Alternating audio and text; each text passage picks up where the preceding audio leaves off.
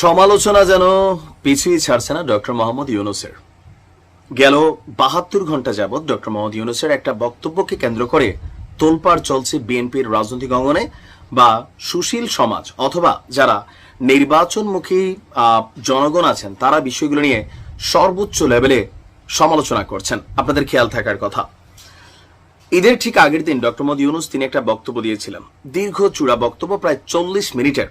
তার মধ্যে ফোকাসেবল যে পয়েন্টেড বক্তব্যগুলো, সেই বক্তব্যগুলোর মধ্যে একটা পর্যায়ে গিয়ে তিনি বলছিলেন যে বন্দরের ইস্যুটা, যে এটার মালিকানা না, এটার ম্যানেজমেন্ট ব্যবস্থাপনার জন্য বিদেশি একটা দেশকে এটার দায়িত্ব দেওয়া হচ্ছে এবং তিনি গ্যারান্টি দিচ্ছেন যে ওই দেশটা পৃথিবীর যেই সব দেশে এই মুহূর্তে কাজ করছে সেই দেশের গণতন্ত্র সার্বভৌমত্ব নিয়ে কোনো ধরনের ঝামেলা হয়নি।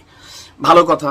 এর পরের অংশে তিনি যখন বললেন যারা এই বন্দরের বিরুদ্ধে গুজব ছড়াচ্ছে অথবা এটাকে বাস্তবায়ন হতে দিতে চাচ্ছে না বা একটা ন্যারেটিভ তৈরি করছে, তাদেরকে প্রতিহত করার জন্য তিনি আহ্বান জানিয়েছেন। কিন্তু প্রশ্ন হচ্ছে তিনি কাদেরকে প্রতিহত করার আহ্বান জানাচ্ছেন?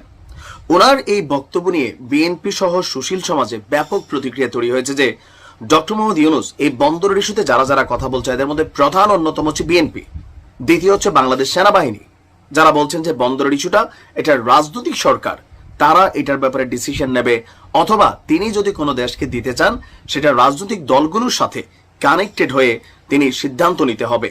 মতের বিপরীতে কেউ গেলে তাদেরকে প্রতিহত করার যে ঘোষণা, সেটা শেখ হাসিনার যে বক্তব্য ছিল বিভিন্ন সময়, যেমন তার মতের বিরুদ্ধে কোনো সিদ্ধান্ত নিতে গেলে তিনি বলতেন এটা বন্ধ করে দিব, ওইটা হবে না, এটা হবে না, বা কোটা নিয়েও যে বক্তব্যগুলো দিচ্ছেন, যে ফেসিজমের আওয়াজ অনেকে ভাবছেন যে ডক্টর মোহাম্মদ ইউনূসের গলায় গত 10 মাস শেষে আজকের দিনে এসে তিনি যে বক্তব্য দিয়েছেন সেখানে অনেকটা এইরকম ফেসিজমের আওয়াজ নাকি শোনা যাচ্ছে।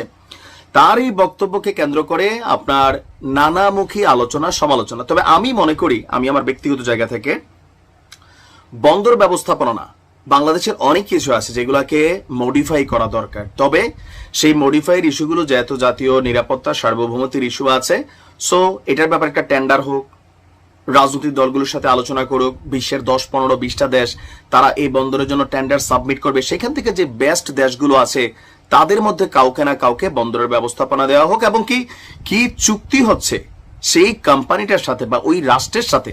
কোন রাষ্ট্র ডক্টর ইউনূস সেটা বলেনই নাই, তিনি বলছেন না কোন দেশের কোন কোম্পানি, এটা তো জনগণের জানার অধিকার আছে। কারণ তিনাকে যেই কারণে ক্ষমতায় বসানো হয়েছে, ক্ষমতায় বসানোর পরে তিনি যে কাজগুলো করবেন এজ এ রাষ্ট্রপ্রধান হিসাবে জনগণের কাছে সেগুলো পরিষ্কার পরিচ্ছন্ন থাকা উচিত।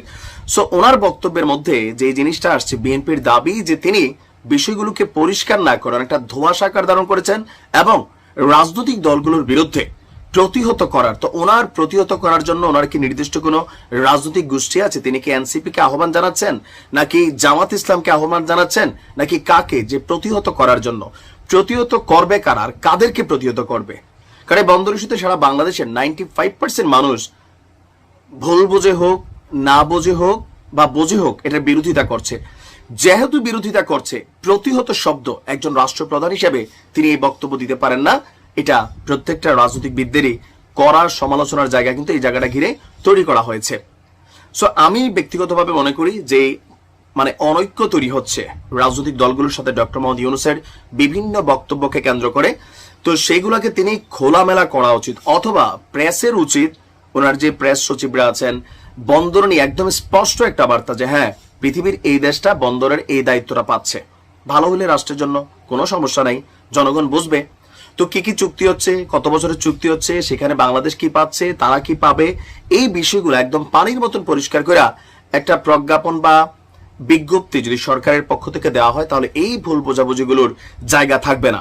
কেউ কেউ বলছেন যে তিনি ব্যবসায়ী মানুষ, তিনি ব্যবসা ভালো বোঝেন, সো যেই দেশকে দিচ্ছেন সেখান থেকে তিনি হয়তো তার কোনো ব্যবসায়িক সুবিধা নিতে পারেন, কারণ তিনি ক্ষমতায় আসার পরে তার যে গ্রামীণ ব্যাংক বা আরো যে প্রতিষ্ঠানগুলো আছে যথেষ্ট ব্যবসায়িক সুবিধা তিনি সরকার প্রধান হয়ে নিজেই নিয়ে নিয়েছেন। সো আগামী দিনে যে নিবেন না, এইটার গ্যারান্টি কি? এখন ডক্টর মোহাম্মদ ইউনূস মুখ ফসকে হোক, বুঝে হোক, না বুঝে হোক, মাঝে মাঝে এমন বক্তব্য দেন যেগুলো নিয়ে তিনি নিজের কথায় নিজেই কিন্তু ভেজালে পড়ে যান, এর আগেও পড়ছেন। দরকার হচ্ছে এটা ক্লারিফিকেশন। আমিও এটা ক্লারিফিকেশন চাই। ভালো থাক।